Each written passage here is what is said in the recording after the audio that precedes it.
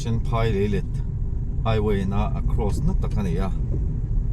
zau truck khop mai he chu 4 lane an rengot mai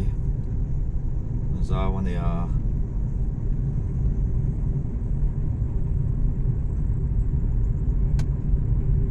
nuam dia khop mai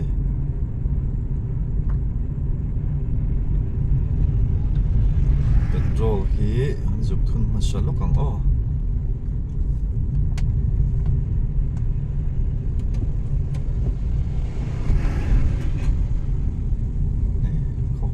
khop mai petrol pump ma kan lut chu ma sa zuk anga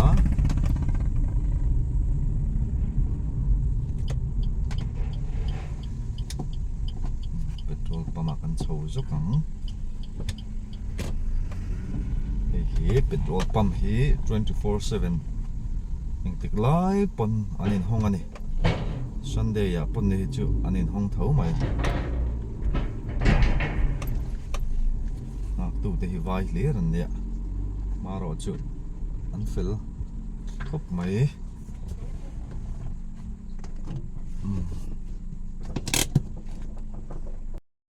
tu na hen petrol kan thun me ka ngak tu te soyang khan hi vai le mi zo hi het lam pu du fel deu mai om boka an ni hi 24/7 an duty ni tlem lai deuh khan khi chak lam ko khi ron min thlawak maya an office khi ron hnoa hunanga mo chen kha an khai lak ve dewa amaro chu ta chuan khai lak to lo ani hei hetlai hian kan u te ho in an lei le tan lo kan ani he na zo i thing pui dor ania ai zol tru zo ko thar kal tu ta chuan hetlai ei tu sang tui tak a order thei ni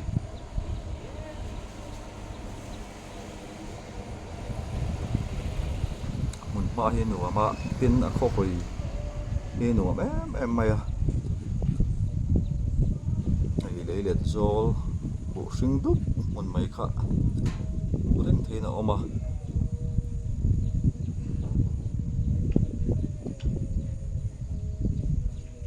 ta hian motor parking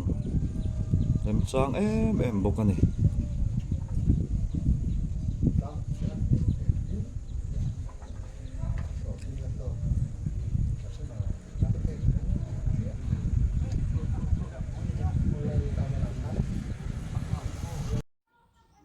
puzoram le hoten cho an ei me kan isa highway tangin an clear ko leila ku tuition pai leilet mong ania tuition lung lui an ti kha khumi tang ko nei chan ani ei tlai tlang bok om thin te po kha ti hian rem takin an han ro ta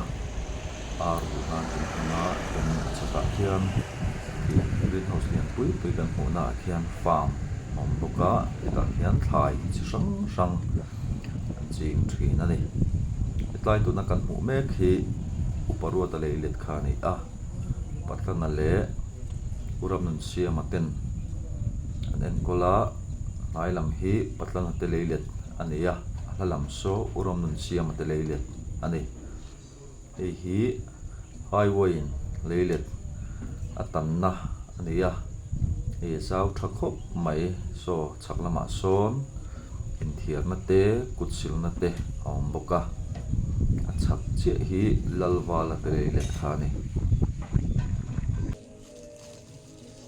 sia no sumo ko na ka ni ni le khati ta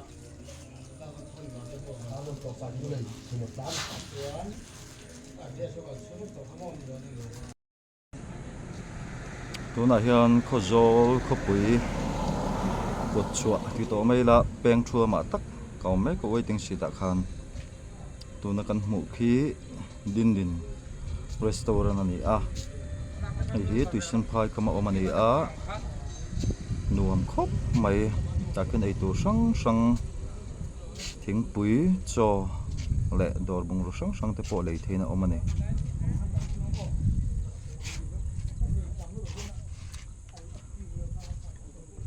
chuan tuna kan hmu lai mek hi ma na khozol khopui lu chhouna khani a angkal chho khian khi khian kon zar veng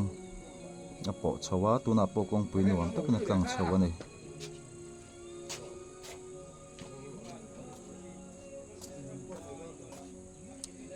tai mun hi a hoi vel anuam khop mai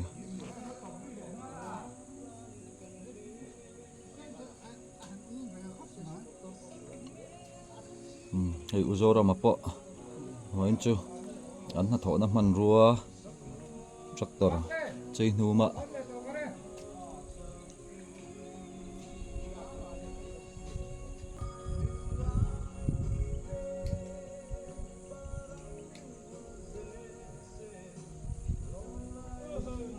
cái này bằng par môi đâu được khỏi ôm à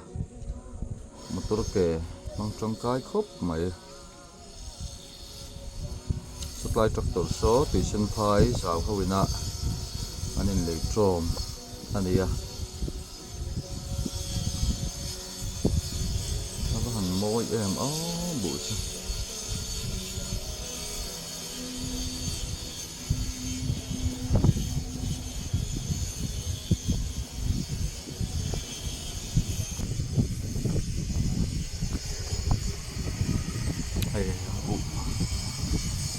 tuna kan lak lai mek hi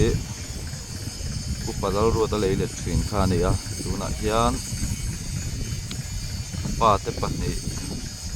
utan an le man ten an in simma zau thakop mai an lei let biak hi zau ani bula chu mawi em mai a ei len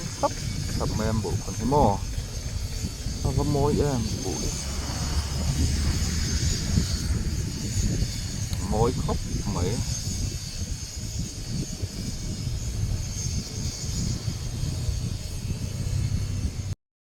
hey tlang val lal valan ai vậy kama na sin lo phun treu maya ludo na ni ei hian kong kalvela nuam ngatang nakina ei petrol te ka juk thun pa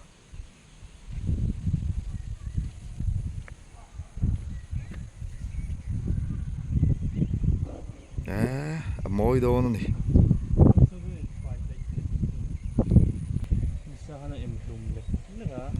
hei valate leile tania tui lian zong an tura hen bu po mi dang zong ain tuna rei chuan a chia nom hi an pai lo poi chi na len na san tu ka tu san aran ti le phuna san wan sa le dong fleck in zar na so sar sang a leile tani so a leile point to la picnic spot le sang adil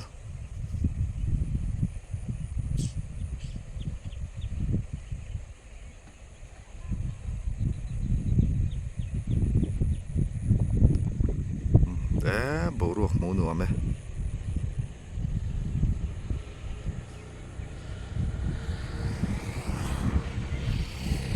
làm khí cái vì cái tang làm kha này tụi nó cộng nó khí mình chen làm công bèn chuom kha này cái waiting seat nuông đâu mày NRGS trong xe mà này nội khí tinh kỳ nên nga lá thì tôi nói hen ruột là xìa ra nếu bằng hộp bằng lỗ về nặng mày tiền ấp bịa khiến lùng phun sang ấy em mày ôm mà khí chal ngô ra giờ hào pa lùng phun này lùng phun rô bụi đâu mày này chuan đỉnh là mãi hiền arau khua kalna boka hi arau khopeng ani ani hi kong chuat te cement alani ve lawa hi mun cheng hi chu kong chuat te cement vek to ni kong po anuam biao ani aro hi chutle min la hre om deuh ani chal thei kong na kan om me kan tu na hian hi chalngura zahau pa lung ani a sang tha khop mai azia khi kan chiar thiang chumo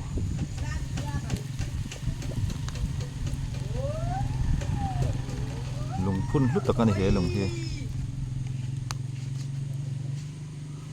sang tha khop mai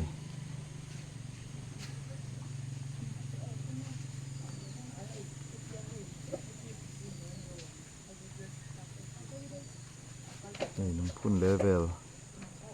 a mun tak hin lo ti fai thalawa so pangpar te chen da ei cubit lung cubit lung han tia lung tha deuh pha chua ko vek ani hun ma hi chu du ai chuan hin deuh design po moi khop mai lung phun hlut takani ei hi khozol kot chu ani thin trong trai na bullok kha ni a aro le mun cheng kong peng thuam lai ani e pen sa hadil nuam mai he lo oma mun ma po nuam an hung tha khop mai a tham po nuam du an nei ni ki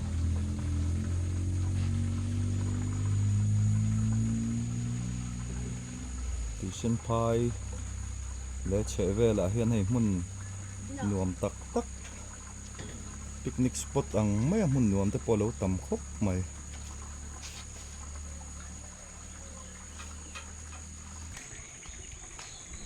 mun ma che an nuam hle mai tinan uluk boka at saka point sang hadil alaw mani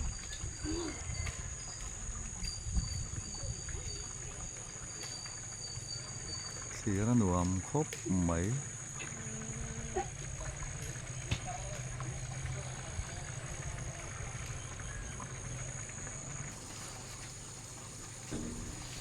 hi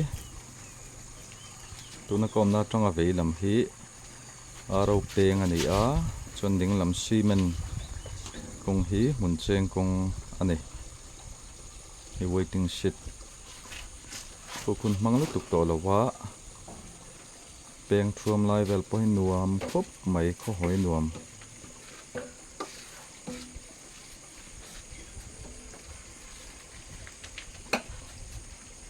hun ma hi town area kani to wangin no pangtan po hi len kho thon te nuama ei tai po hian school cholni te ni boka hi no pang fel deuh te no omani hi achaka hian ei picnic spot chu ni chia lawa mun nuam deuh mai om boka ma an chei uluka anuam tak zitani hi sarma thanate leilet ani a biak thuama leilet kan ti thin kha ni a chuan a chhak tlang khi bangla mual kan ti thin kha ni a tuna hian khozol kvk demonstration farm ani mek ani kita khian kvk ten thlai chi hrang a that dan tur te tin a chi song bol te chumi en na tan chuan khi tlang khi an hmanga khozol district ten kan tangkai pui hle ani khi tlang khi hetama tang chuan ti hian a let zong in kan thlir ve le ta a ei leilet nuam deuh mai ni a chuan ei khuwa thang khop maya kitla khi konzar veng veng than na lam ane khi in po phai leilet kama om ta fur maya chuan khi mi chhak tlang khi kvk main office ani a an ni hi kan soita kan khan kut na thok tu ten kan tangkai pui tak zet ani clear anuam hle mai hi khozol leilet tuition phai ani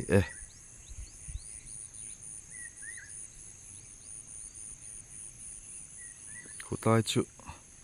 tuilian in chim cheve ni khu hetai hen hei sangadil thadep no mai lo ama to khop mai an sangadil ho hi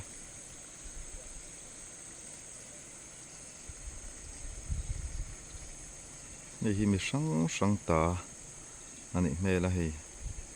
ein pin dan dana hian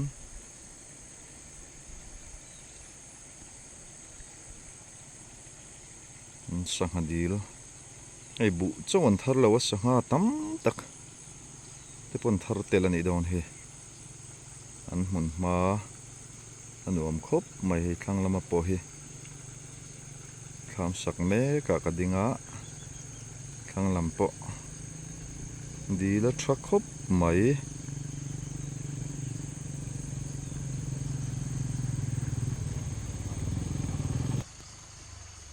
tu na hian thlang lama tangin ti hian kan thlir vele ta a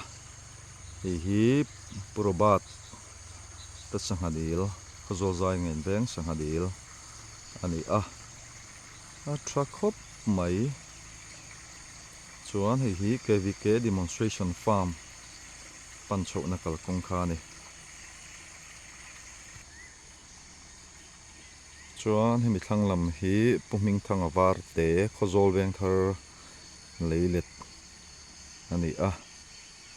ei ni hi an bu phun na la rei lutuk lo te pawni ang khumi highway thlang lam kha atluk lo tlat mai bu nom khop mai tun aya bu sin deuh na hian laila hi ai na mu nom le zual do na chuan a thlang le khu pitlim pui leilet ani a thlang le khu sar sanga te leilet ani a thlang le highway bul khumi lungrem bul khu tlangwal sang ki ma te leilet ani nuam mu nom tina bo ru ka nuam voin hi ei ruwa sur lova ni salutuk lova ti sen tlang te polang fia khop mai hi khozol leilet a chuan bu thar hnem na hun berani leilet zau o khata chuan mo tin tui tha a khuwa tangin hnai boka tuna chuan kholai ang mai ani to ni mu nome tikhian a kam te po khi so thing mun ten siama tangkai khop mai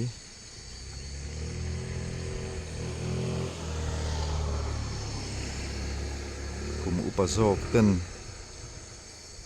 mu no min ti ngei ka be se chuan hei hemi kong chaklam hi FCI go down sakna mun tur kha ni a chak hi lei na takina ron tola an ban phun sa te poti chiboka amai ro chu hetlai hian malak na thar lom che lo ma se mun hi chu son tumna om che lo ni te poina langa nakina tlai hian FCI go down lian tak halom tura i be seang tuition phai leilet ta lamani hi moi khop van lam le nge nim sing lam te hi an dal ma bi ei bu an phun to a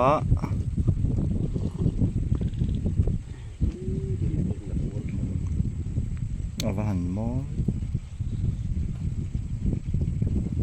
ei khozol tuition phai leilet na lamani a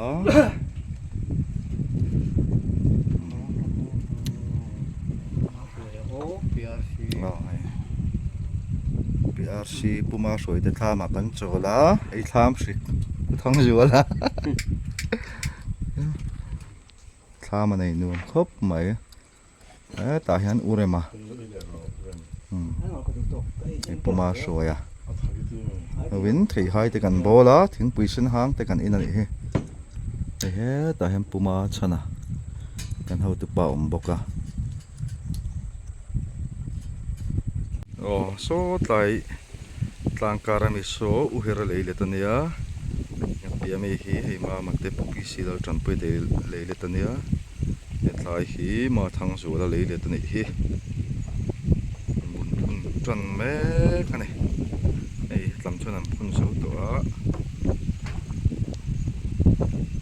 moi le mai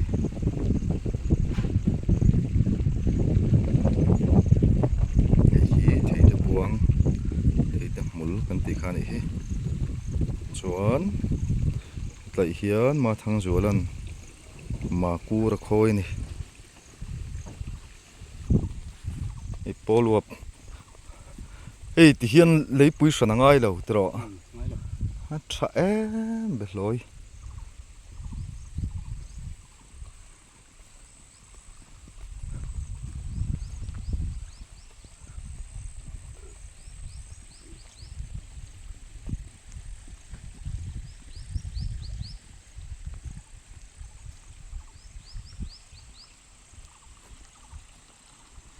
vai mi mun ei ti hian leilet kama vai mi mun thlai mun kha tha deuh deuh an nei ve mai a pi po jing tha khop mai an rit pong vek ani he nha vất try e vai mi chu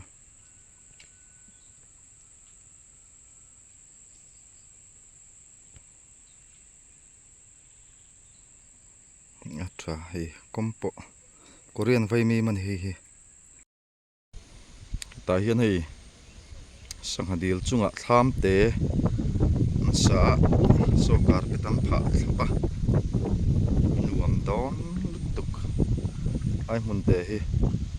fi ma tam bok sia nang dai re khup mai hi ei hi highway kam mai ani a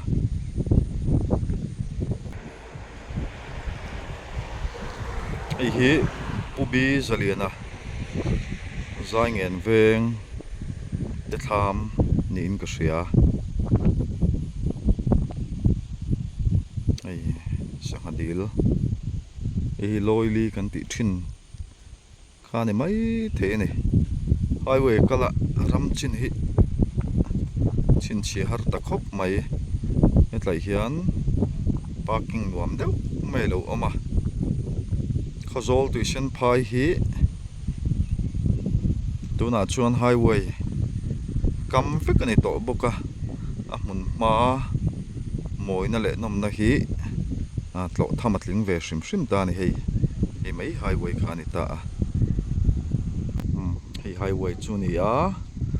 emi a tak phai chan helicopter po du to kina tum thei do ni nam khop mai thira nuam khu tlai khu zowi thing pui dor khani bu ta chu le thapin a oma thira nuam le mai chuan khumi khu petrol pump khani a ani khu soita kang khan yang tik lai pondor thean ne tin GPay te phone pay Google Pay kan ti ho zong zong kha man thei vek bok ani thira nuam hle mai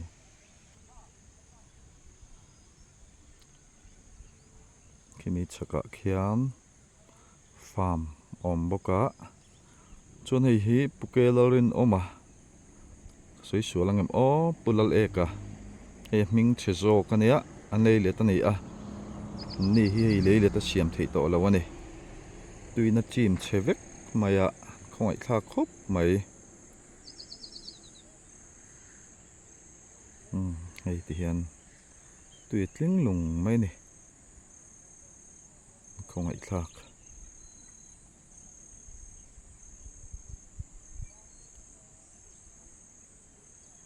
hi tlam khi kan kal to na kha ni a tlai hi kaping ha ki te leilet kha ni a ani pai kumin chu an siam chin an tuma va mu nam sa suwa wang lai la ni lova thuyền bu nung biao to thuyền an phun twana leilet thlir anu ple mai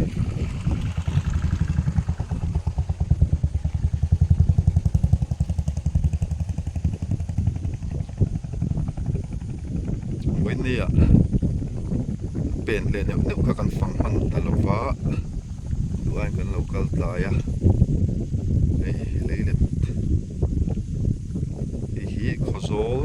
buin pui ani keng te pui ti hian khi ta pen le chu boka ku pusa lo na ni kho veila lo mai